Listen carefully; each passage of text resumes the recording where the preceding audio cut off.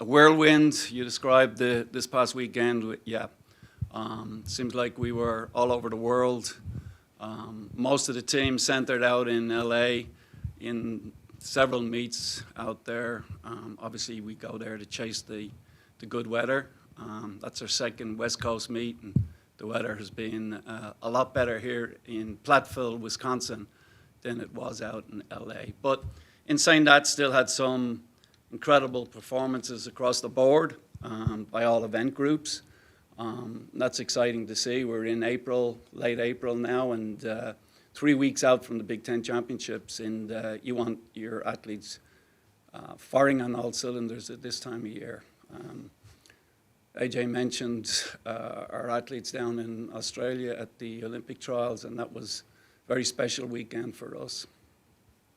So looking forward to next couple of weeks, moving on back out to LA for Mount Sac, and we've got some kids competing at Wake Forest this weekend. So we're getting down to the real nitty-gritty part of the season, the exciting part of the season, and looking forward to getting into closing out April here with some great performances, and looking forward to competing in May at Big Ten Championships, regionals, and then into June for nationals.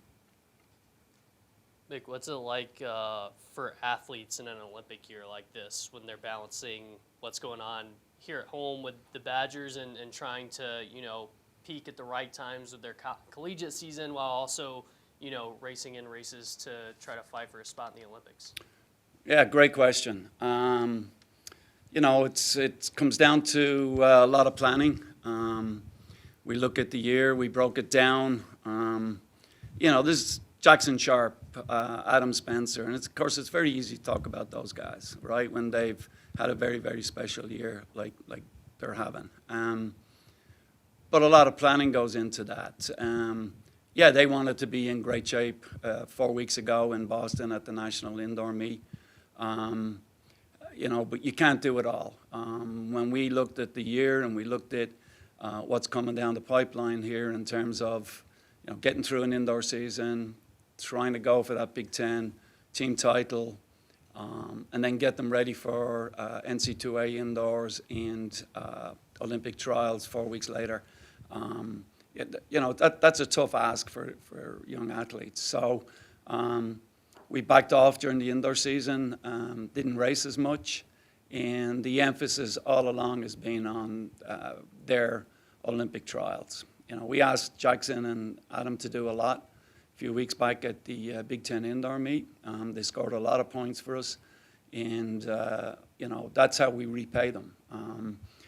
Take care of their training, and their training is focused on what they want. It's focused on Olympic Games, and now they've both put themselves in a good position heading into the summer. Coach, I know those two weren't the only ones competing this past weekend. You had Bob Liking run a really good time out in LA. How was it, seeing him run a PR, 13:19? Again, the emotions like a roller coaster this weekend between Bob running 13:18, which I believe is the fastest in-season 5K run ever by a Badger. I think Chris Zielinski has the school record at 13:12, and Morgan ran 13:15, I believe. But they were set during the summer. But, Bob, we're redshirting Bob, of course. And again, he's now in, in the U.S. Olympic trials, which was always a big goal for him. And, happy that he's now in that position to compete in the Olympic trials. Mick, can you give us a Cliff Notes version of your Australian athletes that are they in the Olympics? Do we know where they are in that regard, on that ladder of competition, or what? They have not been officially announced yet. I think certainly Adam Spencer's in the driver's seat. He won the national championships as part of the criteria. He has the Olympic standard from the London Grand Prix last year. Adam will be very hard to knock off the team. They haven't officially announced it, unfortunately, but I expect they will in the next couple of weeks. Jackson has to go and get the time, or certainly at least get World Athletics points. to make the team, but certainly he's in a good position, and we'll set him up with some races over the next month or two to try to achieve that Olympics standard, which is crazy fast at 13:05. So nothing definite yet, but certainly Adam is in the driver's seat, and I expect he'll be nominated.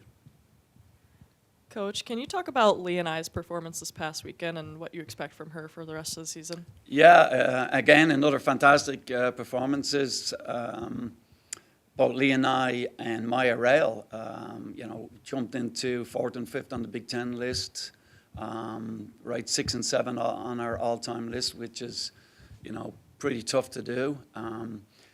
Looking forward to, again, the plan is for her to be ready to go at Big Tens and certainly NC2As after that, the regional championships first.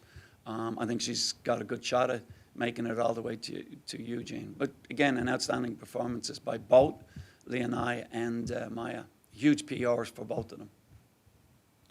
Coach, what are you expecting kind of the last month or so of the season before Big Tens and beyond? Adam Spencer hopefully will be nominated for the Australian Olympic team.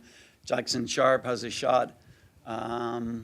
Get into a couple of fast races. And certainly Bob and Abdullahi, who's also redshirting. Abdullahi has aspirations of making it to Paris, and we'll set him up with some good races over the next few weeks. Their training for the last 3 or 4 months has all been geared to being ready to go early summer, and it's just a matter now of getting them into the right races. In terms of guys that are on the team, again, it's April. We're getting ready for Penn Relays in a couple of weeks. That's one of my all-time favorite meets. Being an East Coaster and looking forward to some great performances. Hey, we had a redshirt freshman, Liam Newhart, run 13:50 this past weekend at the Platteville Invitational. The bar's been raised by some of the older guys, and it's great to see some of the young guys responding. So we're excited about Liam. Mick, could you give us an update on Alicia Monson, what you know about her circumstances? Yeah, and I where just she is with found that? out yesterday on the way back from LA that Alicia is out. I believe it's a torn meniscus, and had surgery already. So, speedy recovery goes out to Alicia, and difficult time right now for her.